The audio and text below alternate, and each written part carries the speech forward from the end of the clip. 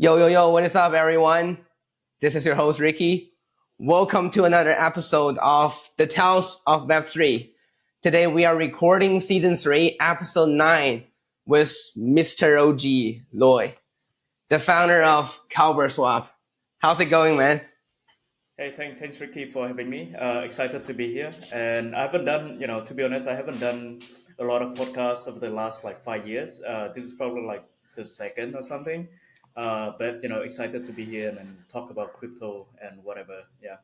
That's awesome. That's why it makes this like episode extra special, right? Because it's the first show among like all these years. Like the reason why I called you OG is because you've been in the space for almost 10 years, right? I think already 10 years. So please tell us a little bit more about yourself and how you get into crypto. How do you jump into the rabbit hole? Yeah, I mean, I think I joined crypto probably like 12 years ago, like at late 2013, when I was, still a researcher at National University of Singapore. Um, I basically was exploring around to see what's interesting in computer science, right? Because I was doing PhD in computer science, and I stumbled upon I think some article about Bitcoin and blockchain, and I was like, this is really like interesting. Like, there's a lot of computer science in it. So I basically like had like to do a lot of convincings to my supervisor to allow me to like do full-time research on That's so early, on Bitcoin. Yeah, I think it was really early because like even like Singapore was, I think it quite forward thinking, but still like there weren't too many people working on Bitcoin blockchain research back then, right? So I had to do a lot of work to convince my supervisor, Of course. this allowed me to spend like 1 year on this thing, right? Who knows? Like next year, probably it's not going to be around. But since I just started my research career, so I was happy to make that bet, right? Um, and I think like it turned out to be quite a good bet for me. And I think 2017 when I got out of the school, I guess before that like Ethereum came out in like 2014 and 2015, and I think it gave like a lot of room, right, like for research and innovation and other application to be on top of it. So we also like spend all these years doing research with all the early people in Ethereum, including the Vitalik and a lot of people, Oh, nice. a lot of researcher from Ethereum ecosystem. So I think that was really fun time. And 2017, when I was about to get out from school, I think I had like multiple options back then. One is like to go to some industry to do like Academic. research, yeah, and another one is like go to do a postdoc, go to other like university to go on the professor track, right? And the third option is like just do my own startup because the crypto was so hot back then. I Let's assume it was go. booming, and I think like being in the space, it gave me a lot of insight on what are the problems that the space haven't been able to solve, right? And I think that really like motivated me to just like take my chances, and I started Kyber right after I graduated from my PhD, and yeah, that's how I And here think the story started. begins. I'm really curious though, I just can't, as someone who get into crypto around 2020, right? It's really hard for me to imagine like for someone who like literally participated in the genesis block of Ethereum, like the ICO days. Can you tell us a little bit, like audience, more about what is it like, right? Like Ethereum really old days. And tell us a little bit more about like how Vitalik is like 10 years ago, right? Like give us like some information like that. I think our audience would really enjoy it. Well, I think a lot of things were smaller and I would say slower, and also like less interesting compared to today. But yeah, I guess like I guess like 10 years ago we wouldn't like expected something like the president of the United States like would just like create a meme coin, right? Or like we talk about like Things are too yeah, wild now, you know?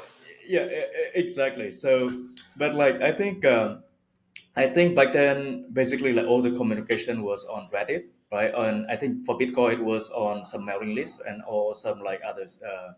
open source chat server, right?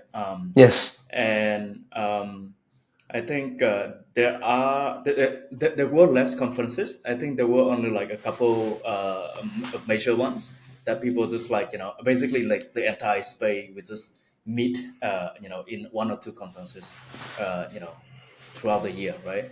And everyone knows everyone, obviously, so it's really easy for like collaboration and things like that. But at the same time, I think it's a lot harder for people to come in to join this space, mainly because like there's just not enough resources, not enough people for them to talk to, right? And I think anyone who really like joy during that time, they probably like had to have some special conviction or something, right? Because like it was just 100%. so early, and it's so hard to like justify leaving your big corp job that pay you like really well and to explore on something really new, right? Yes. And I think the whole thing was, I think the entire market cap back then was probably like less than 200 billion Damn. NDV, right? And now it's like 10 times bigger or like 15 times bigger, right? um, yeah, so I think things are just so different now, like I think orders of magnitude bigger and more exciting. Yeah. So as someone who been with Ethereum and the ecosystem for like all these times, what is your perspective looking at Ethereum right now? Like, what are some good, what are some bad that you can see, right? Because I think your perspective is definitely special comparing with like other people who get in relatively later. And I think obviously, you are criticizing Ethereum extremely hard, right? Like, so I wanted to right. see what do you think?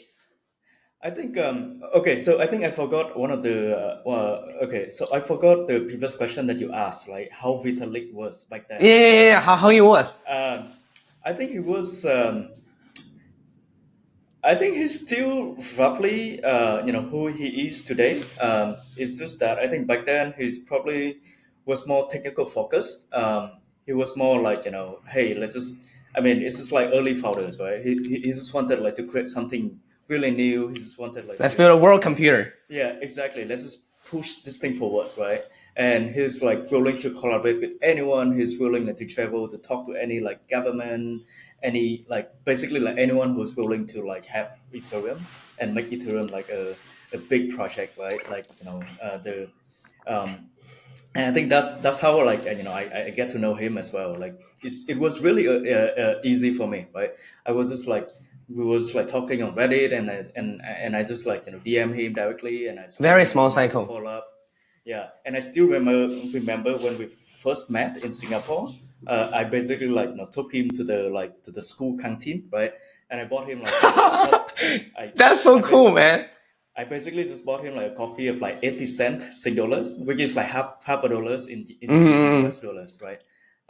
And yeah, and I think after that like, we spent like hours, right, to talk about like sharding and everything. Like I think it was around 2015, and That's early, man. yeah, and I think yeah, I think he is still roughly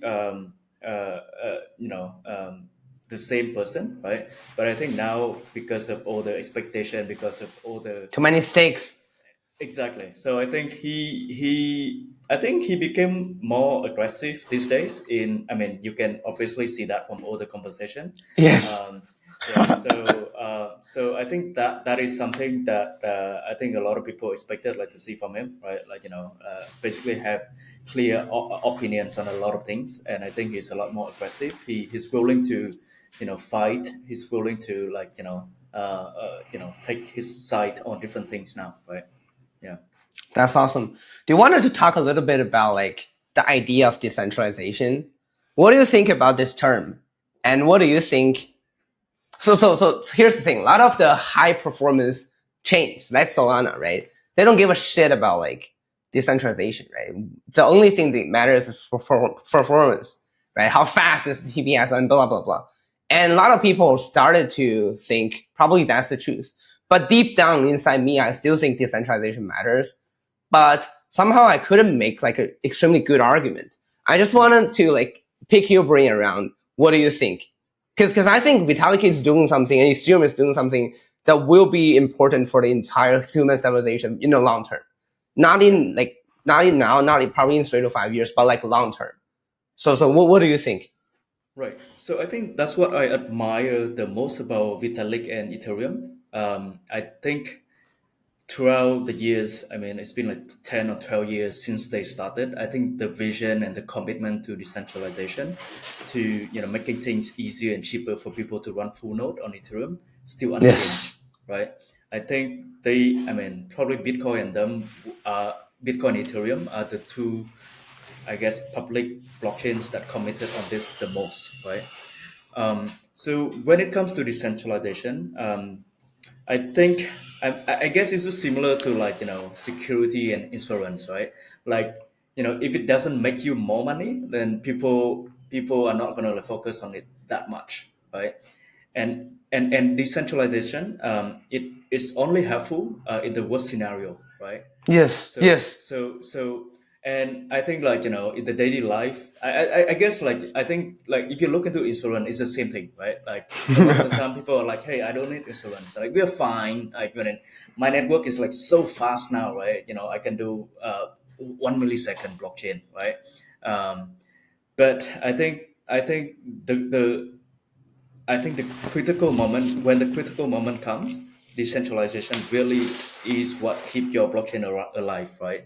And I think we have seen, like, several incidents from other blockchains that just, like, stop or pause or, like, went down, or whatever, right? But I think for Ethereum, they haven't. I think the blockchain has been, like, fully operational for the last, like, 5 to 7 years without any hiccup, right? And I think that's the only public blockchain that can achieve that. Um, yeah. So I agree. I agree. And I think even like if we're talking about like bigger levels, right? Threat, like in the future, what if AI started to attack human beings and stuff like that, right? Nuclear war. I do think Ethereum, if there's only one chain that can survive, probably Bitcoin and Ethereum is the only one who's gonna yeah. able to do it, right? So Because of decentralization. yeah. So I think performance and all of that, right, are the good narrative that can help, like, okay, so let's just make it blunt, that can help the chain make more money, can pump the token, right? Because basically that's what the market wants, right? But decentralization is something that is very hard to sell, right? Because Yes. basically you are like, hey, if, like, someone attack your chain, some government go after your chain, then basically your chain will be shut down, right? But that scenario probably happens, like, once every decade, right? Yes. And people are like, why do I need this? Like, I don't see it every day, right? But performance, I can feel it, I can see it every day, right? Because it impacts my transaction, it Yes. impacts my fees, right? So it's good, right? Um, but yeah, you don't know, like, what you are paying, like, 10 years down the road, right? And it's gonna happen one day. It's just like you don't know when it's gonna happen. So that's why it's pretty important. And like sorry for asking like all these, I would say relatively like technical stuff, because usually my podcast is around like your journey and stuff. But I really wanted to hear some of your takes on Ethereum because I do value this chance. So one last question before we dive into like your journey as a founder and etc. What do you think about the saying that like a lot of people are saying changing from proof of work to proof of stake is a terrible decision? That is just going to make Ethereum went to like a death spiral, right? Gradually, Ethereum is gonna. You definitely heard about this kind of argument. What do you think about that? Mm, I mean, I stopped thinking about this topic, like, I guess, for quite some time. But I think my take is, one. I think changing from proof of work to proof of stake makes sense for Ethereum, right? Why? One, I think all the GPU are basically, like, doing. I mean, if you look about proof of work in Ethereum, right? I think it's not. I think it's not doing much of the useful work, right? I think it's just, like, solving, like, all the hash, calculation, Same as and Bitcoin, same as Bitcoin, right? But Bitcoin now is so specialized, and it becomes, like, an the industry, one, right? the one and Yeah. only. Yes, So for Ethereum to really, like, and I think, like, a lot of GPU are, like, being wasted on it, right? And I think it's I think the motivation is clear for Ethereum. One, they don't want to, like, waste energy. Two, they don't want to waste, like, computation of GPU on things that basically just, like, protect the blockchain. which can be achieved by proof of stake at the same time, right? Um, I don't think there's any impact on, say, the issuance of new Ethereum, because in proof of work you still need to do the same thing. Um, yeah, so I think, for that philosophy, proof of stake makes sense for Ethereum, right? Um, yeah, Got it. Thanks for sharing. All right, let's talk about you as a founder. Can you still recall the day or the period of your life when you finally made up your mind that you wanted to found something, you want to build something and become the founder of Kyber Swap? What is it like? Because I know for some people it's like an aha moment. For some people, they just started to explore it for a period of time until they realize this is what I want to build. Like, what is it? What is the choice or the kind of mindset that you have when you sign up become a founder? right. So interesting. So I think there are a few reasons. Okay, so one is, I think before I graduated, right, I actually had the opportunity to do a few things, to try out a few things. One of that is I did an internship at, I think, at Visa Research at Palo Alto. Oh, As Visa. Yeah. Oh, nice. So because so they had the blockchain research department then, in 2017. I think, so end of 2016, right? So I spent a few months there, and to be honest, I think the whatever compensation and everything was great, right? But I just feel like, for me to make any actual impact working at Visa Research, I think it's gonna take me a lot of time, right? Years. Mainly because, like, I think, one, I might not be able to research on whatever I want, because, end of the day I still need, like, to serve whatever the company or, Yes. Visa wanted me to do, right? um, and two, I think, there's just like too many, like, ladders in the corporate for me to actually, like, push any of my research into adoption, right? So if I'm being positive, it's going to take me at least like 5 years, right, to see any of my research to be implemented and deployed in real world. That's a long time. Yeah. So another thing that I try out is, so because, like, during my PhD, we did a lot of research and we released a lot of them as, like, open source tool and things like that. Got Um, it. and I think we also, like, get, like, some donation from people to basically support me, right? Like, to maintain and develop the software. I think one of the things that we did was the security scanner for smart contract back in 2015. And another thing that we try out, which was really cool, is a decentralized proof of work mining pool, running Prove more entirely, money pool. running entirely on Ethereum smart contract. Um, Oh, yeah, so we actually mine like 5, 10 different, like, Bitcoin blocks, and we distribute, like, all the reward to miners. Everything on Ethereum smart contract. that's Um, cool. yeah. So we try out a lot of these, like, different open source tools, and we were, like, thinking, like, hey, maybe we can continue this as a career, right? Like, just create, like, useful stuff and rely on donation from, like, industry partners, from, other community members. But I think the funding was actually really, really hard back then, right? I think it was really hard, like, to ask people, like, to spend, like, like, to donate like 10K to this project, right? Or like Of 20K course, to and this especially project. there's not that much builders back then. Exactly. But now I look at, like, all the grant that, like, other project are giving out. Oh I my was like, god, I, I I was feel like, you. I feel you.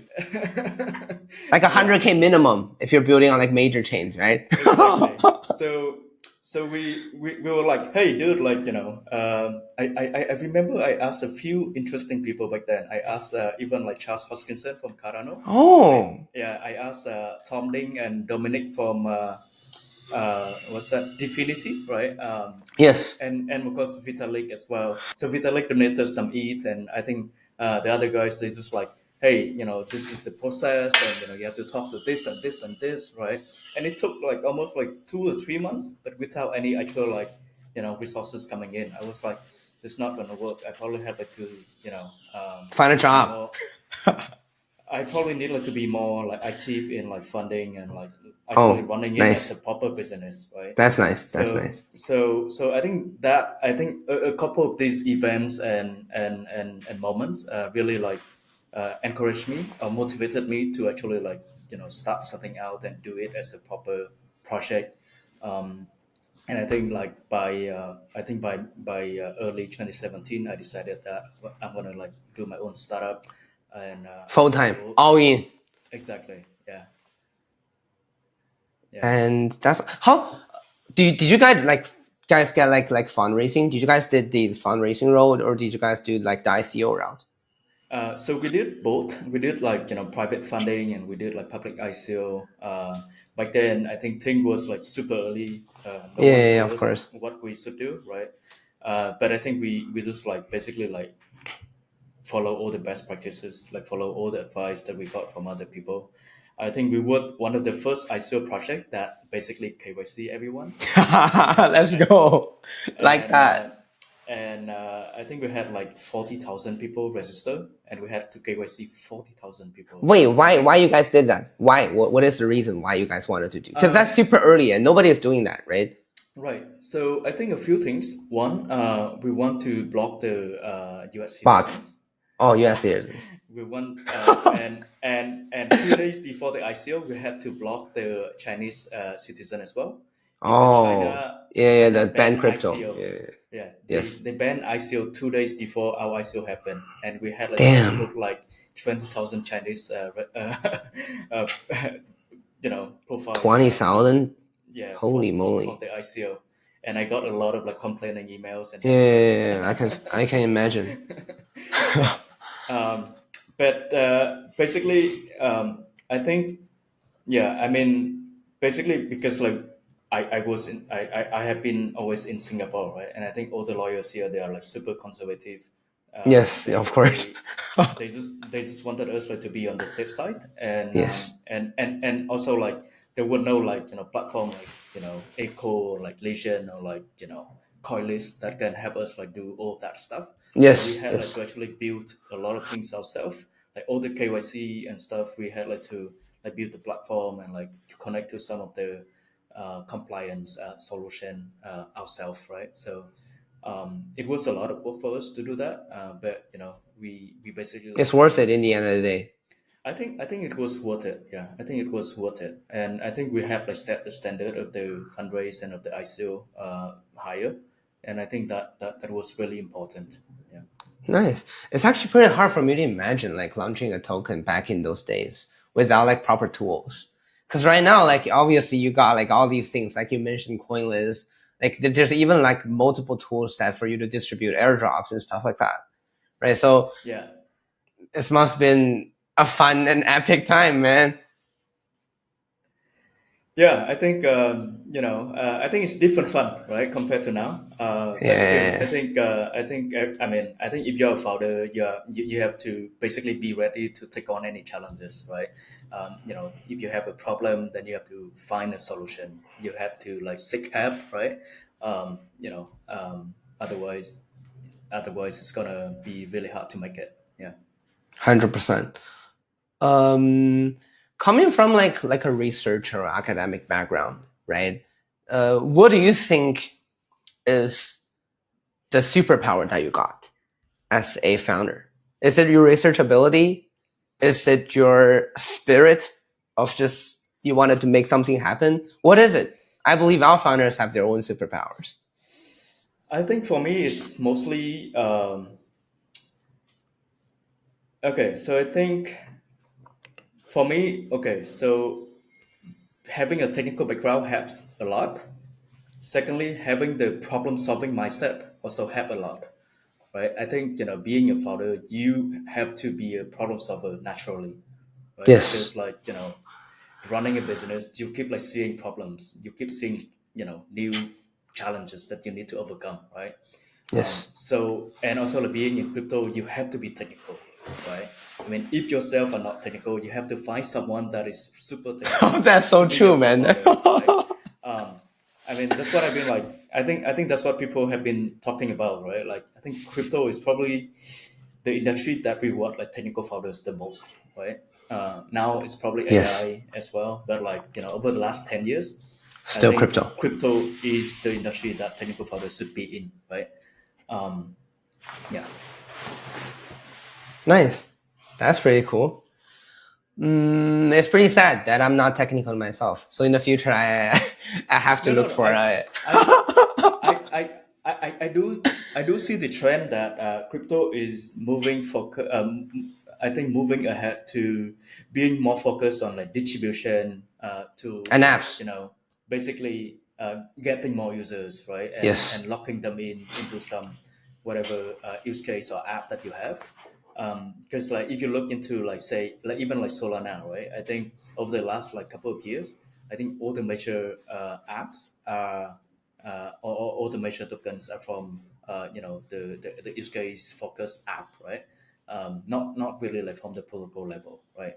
Like you have like Jupiter, right? That basically like is dominating the DeFi ecosystem on Solana, right? And you have like Pump.Fun that basically like just like making a lot of like noise New casinos. and I'm not gonna commenting on that, but this is to say that they actually like control the distribution. They own the users, right? So now they keep like launching new product, right? Jupiter keep launching like new product like Yes. wallet and Yes. acquiring Moonshot and things like that.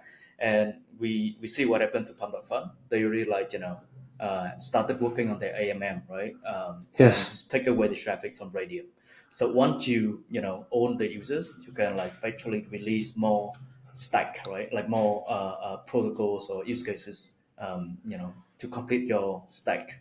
So I think that is what I'm seeing, in the industry. Yeah. This is awesome. And I believe like with the help of AI and all these tools in the future, even if you're non-technical, if you have a good sense of like, for example, how the front end is going to look like, how the product should work, right? You still have a pretty good shot on building a good product. Yeah, So and that is that. and and I think like because I've been like doing a lot of like angel investment here and there, have like me having a really technical and academic kind of like thinking and reasoning doesn't help with my investment, right? Because I think I passed on what Solana when Anatoly was pitching to Oh, me. I oh I my. passed on like a bunch of different projects Is it because of the technology? because I couldn't justify like how they can achieve like all of this without sacrificing like for example decentralization, right? Oh, I see. I So I see. was like, if I cannot understand it, then it's probably like there's some like catch that they didn't tell me, right? Uh, and then I just like basically I was like it doesn't make sense, so I probably like wouldn't like make put money on this.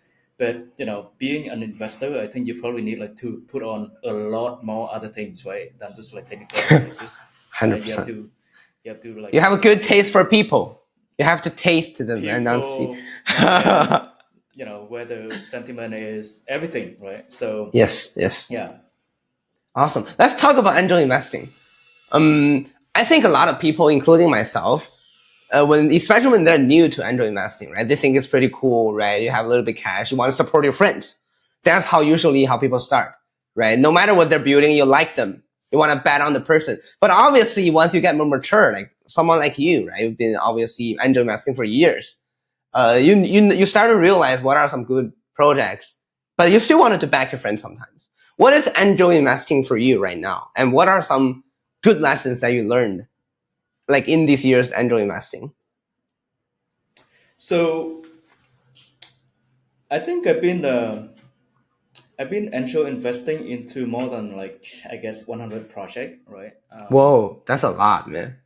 It's over like the last like 7 8 years, right? So it's not a lot if you think like in that long time scale. 10 projects a year. That's still like you have a good portfolio, I admit. But okay, so one thing I realize is when the market is hot, I tend to like over deploy, right? uh, And I think most of them I will lose. Most of them will not perform as well as the ones that I deployed during the bear market. So I think over the years I realized most of the investment that we deploy during the bull market might not make any money for us, mainly because market is hot, people like tend to like overspend the money, people like can raise money easier, right? So they'll be less like careful on how they spend and how they can like basically like top market forces them to improve on the product, like to work harder to 100%. raise the fund, right? 100%. So I think it trained the founders, it trained the team, right, to make them stronger, right? Um, so yeah, so now I basically like when the market is hot, I will just try to reduce, the investment, try to Nice. just like ignore all the outreach and all the like. Okay, so of course there are exceptions, right? Like if it's someone that I know like for a long time and they want to do something, and I think that I'm happy like, to lose like 25K or 50K on this person, I still support them, right? Yeah. That's beautiful. That's awesome. I heard actually similar things. Like the toughest teams all like build and launch their token during the bear. And obviously the chances of them getting a 10x, a 100x, or even finding right product market fit is a lot lower. But the ones who truly make it, are the ones who are the god tier S tier products we see right now. Like Solana, right? Like there's a So bunch of others. So that's what people also said, right? Like, the best time to launch your token is during the bull market, because, there's liquidity and everything else. Yes. But the better time is to launch it during the bear market Yes, yes. because it's up only from there, right? Of course. And only this and also the token structure. The token Yeah, structure itself will be better. yeah. Set for the future potential to rocket. So yeah, thanks for sharing that. The next question that I'm really curious to ask you is, I think as a veteran in the space for all these years, you probably have one of the highest growth curve among like most of the builders, right? And then what are some of the things, I'm really curious, that you learned last year? Like probably the biggest lessons you learned last year. Please share. Um, Last year, wow. Last year. It has to be like recent because that's how this question is more valuable. Because I'm really curious for someone who have the knowledge, who have the experience as you, right? Like what are still some of the things that you can learn that is really, let's say, shocking or impactful or meaningful to you, right? So yeah, I would say there are a couple of lessons. I mean, they might sound not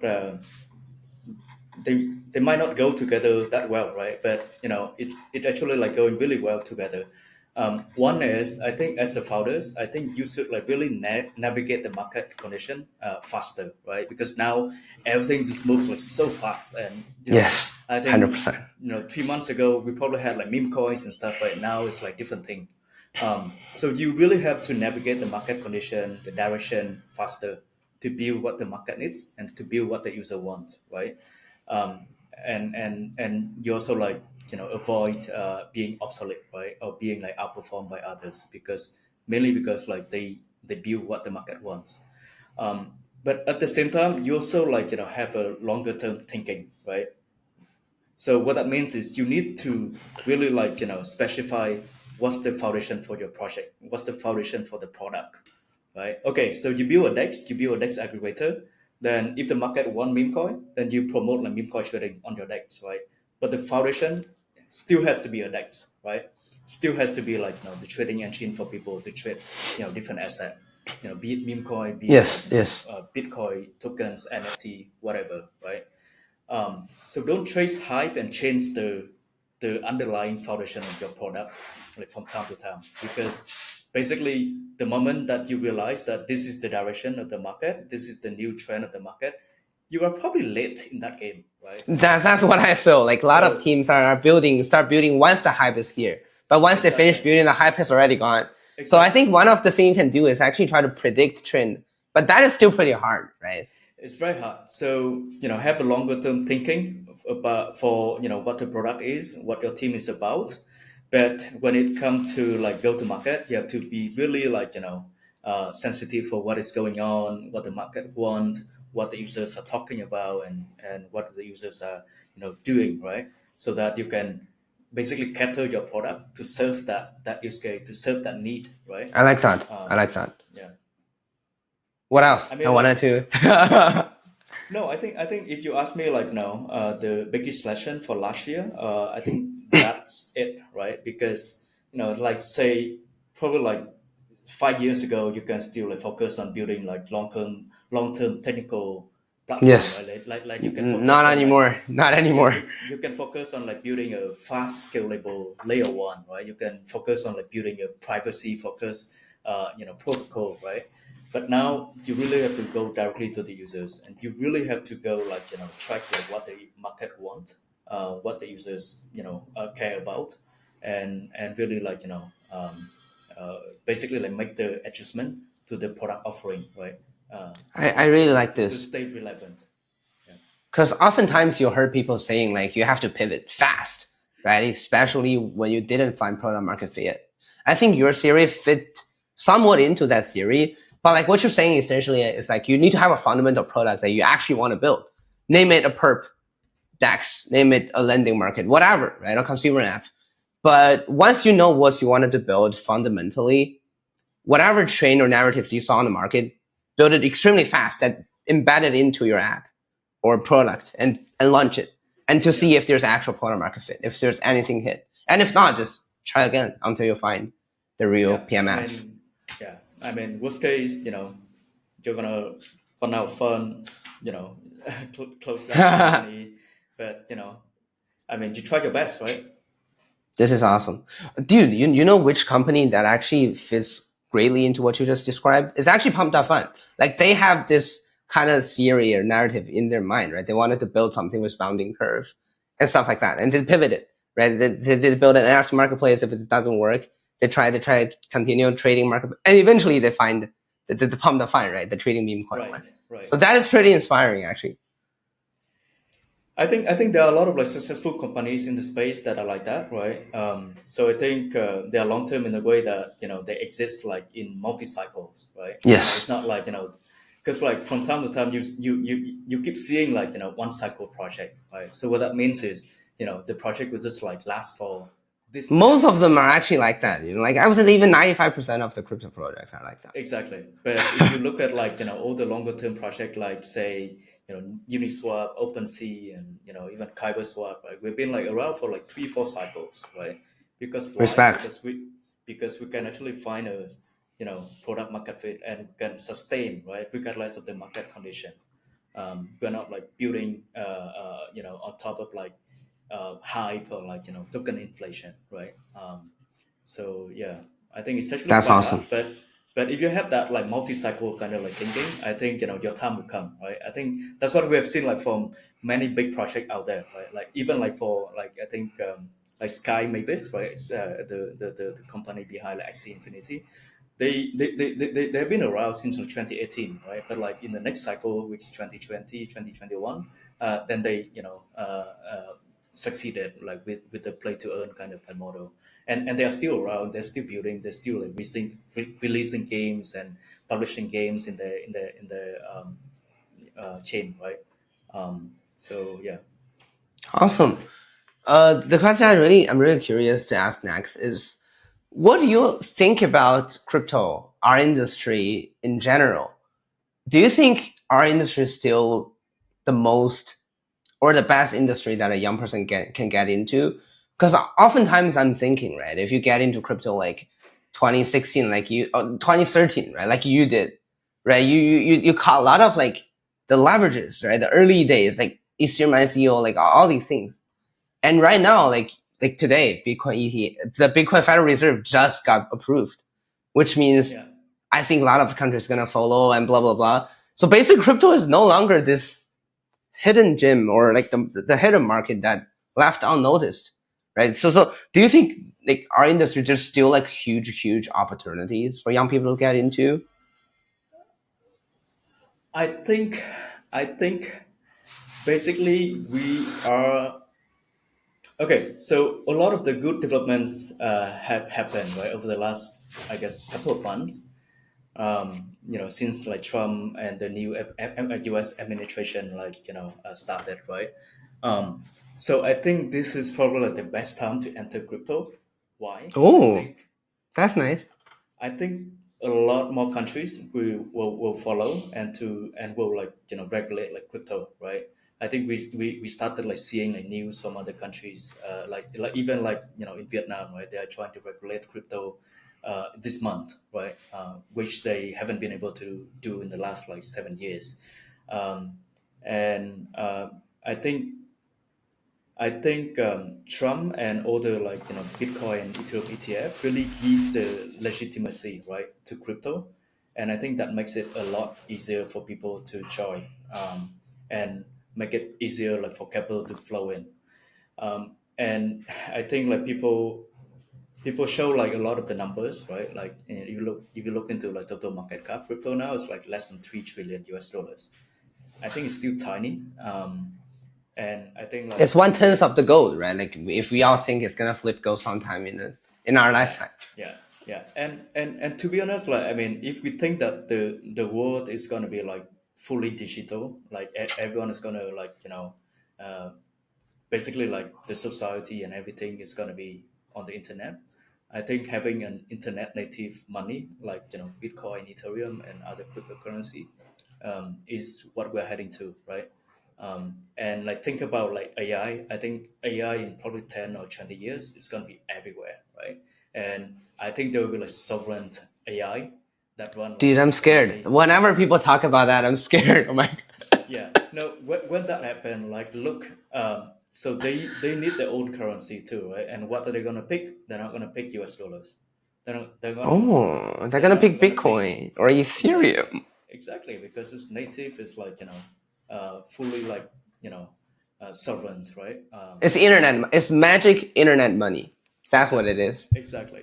So I think when that happens, there's no better choice for all the sovereign AI to use, right? I like that. I think that's a good argument. So the best time to join crypto is either 10 years or now. Always, always. Let's do it. Let's do it. All right. I'm going to put you on a hot seat. Okay. Sure. Please share some of the extremely controversial takes that you held, no matter it's toward the trend, the narrative, the things that you're seeing on crypto Twitter, or for our industry as a whole, or specific trends and stuff that are going on. So the stage is yours. Mm, okay, so I would say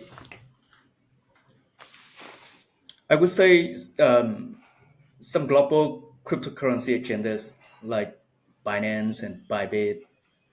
I think they probably lose out their market share in like 5 to 10 years. Oh, Um, to Dexes, why? Two Dexes and two other local regulated agendas. like Coinbase, right? Like Coinbase and Got in it. Singapore we have like 10 different like regulated exchanges here. Why? I think one more and more countries are going to regulate crypto exchanges, right? And Yes. in order to operate in that countries, in order to serve the users from that country, you need to get the license there. Yeah, you need to buy or acquire it somehow. Exactly. And if you look into like Binance traffic today, I think the top five traffics are like from all the countries that have no regulation in crypto, right? Like Brazil, like Vietnam and stuff. Yes. And given that Vietnam is going to regulate crypto soon, I'm sure they are going to block out like Binance and Bybit, or they must like acquire some license there, right, in order to operate. So the idea of a unregulated global exchange doesn't exist, won't exist in like say 5 years. Um, and what are the options for people like Binance and Bybit? They probably have to move to DeFi. They probably have to move like have their own decks, right? If I mean, I think a lot of them already have. Yeah, but I think that's where like the concept of the global exchanges will happen. It will I like happen in it. DeFi, right? And that's why I think DeFi will be more and more popular in the next cycle, right?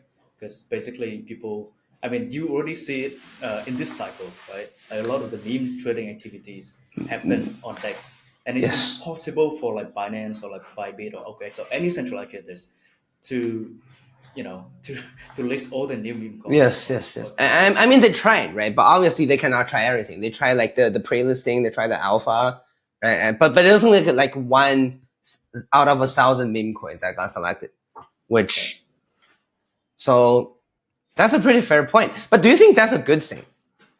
Do you think Um, Binance, OKX, probably not OKX because they do have a license in many countries, but Binance, Bybit, like, do you think they going down, right? Like the DEXs, the perps earning more shares is a good thing, or what do you think? What do you Uh, think?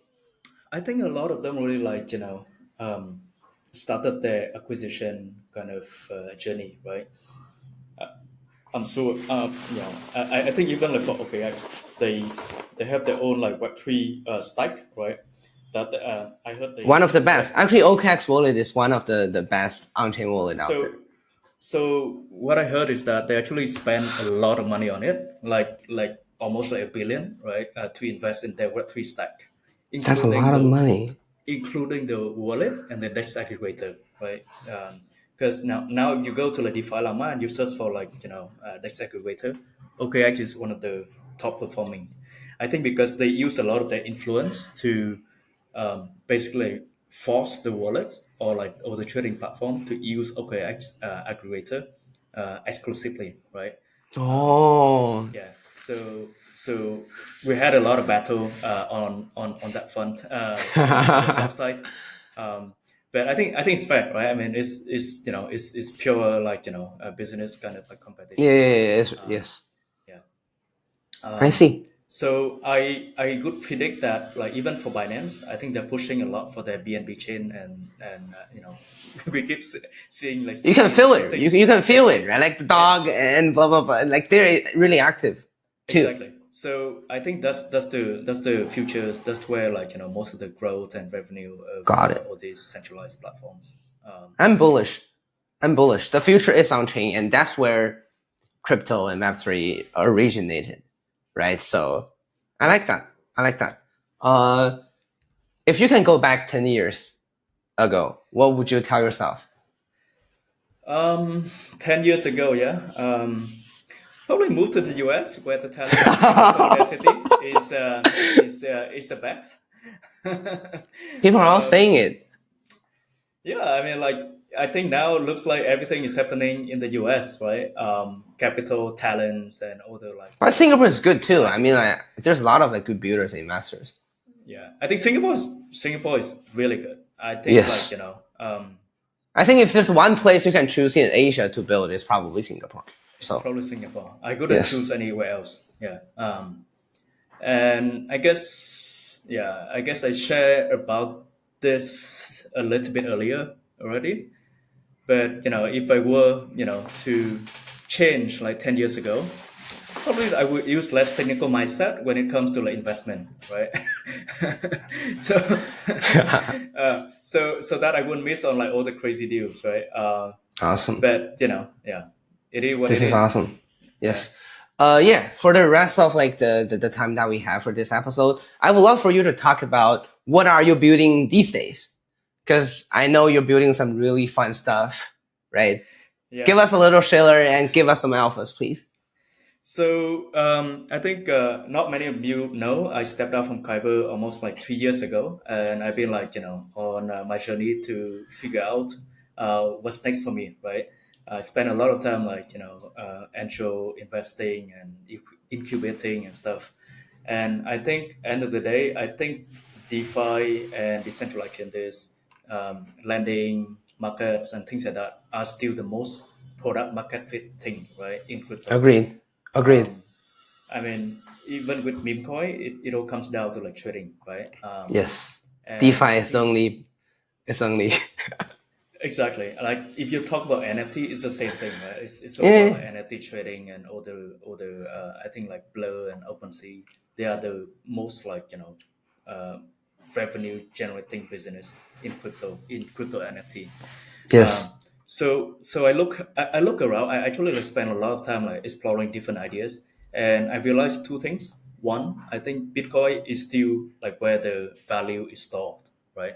Like I think 100%. Ethereum, Solana, and all this new cryptocurrency, they okay. So they serve different purposes. They might be like your hyper growth kind of like asset, but um, Bitcoin is still where the big money goes to.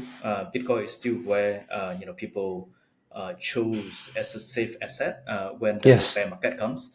Um, so given these two insights, I've been like looking a lot into like how we can make Bitcoin more exciting, more accessible to people, right? Like it could be super boring if you just like have the Bitcoin and just do nothing with it. Although it might be the best strategy, but I want to make it more useful, right? So that's why, Nice. yeah, yeah. So that's why over the last like 6 months, I've been like building, I would say, the native DeFi layer for Bitcoin. What that means is it runs natively on Bitcoin, and it allows people to do a lot of things, right? Like cross-chain swap for between Bitcoin and other assets like Ethereum and Solana, in a non-custodial way, right? I think there are some solution out there, but there's always some trade-off, some trust assumption here and there. But for us, we want it to run natively on Bitcoin.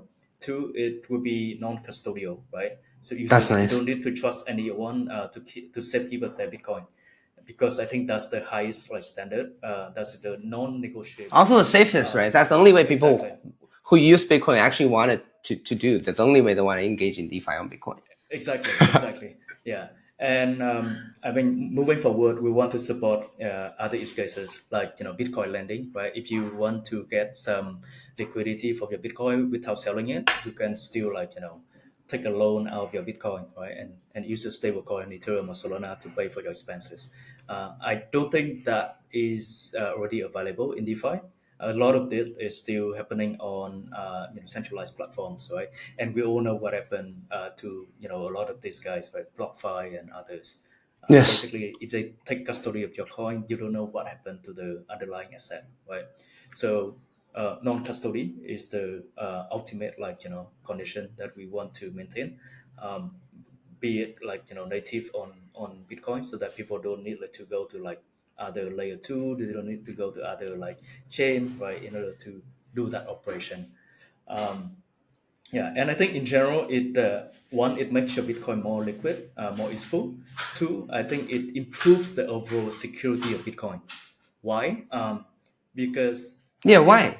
I'm curious on that too. right. So if you notice, the Bitcoin block reward is happen, right, every four Yes, yes, days. yes, yes. So eventually, the security of the Bitcoin network, which is or the block reward, right, which serve as the incentive for the miners to keep mining Yes, the yes, block, has to come from the transaction fees, right? yes. Because if the new inflation keeps going down, Yeah, the you have reward's gonna be lower and lower and lower. exactly you have to get more transaction on the Yes. Bitcoin blockchain, right, in order to Oh, what you guys incentivize are the building miners. is adding the more transaction to the. Exactly.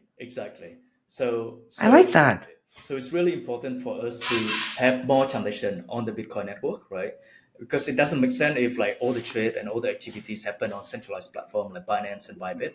I agree. It doesn't benefit the security of the underlying chain, right? And Yes. this, and yeah, I think we are quite confident that we are doing the great work for the Bitcoin network. Yeah. I'm actually pretty excited because like you do know like last year there's a hype around building a Bitcoin ecosystem, and then most of the narratives like there's no real utility. You know what I mean? Like a new layer two, or like the ordinals and bunch of stuff. But this, I think there are intrinsic values. I'm pretty excited for the launch.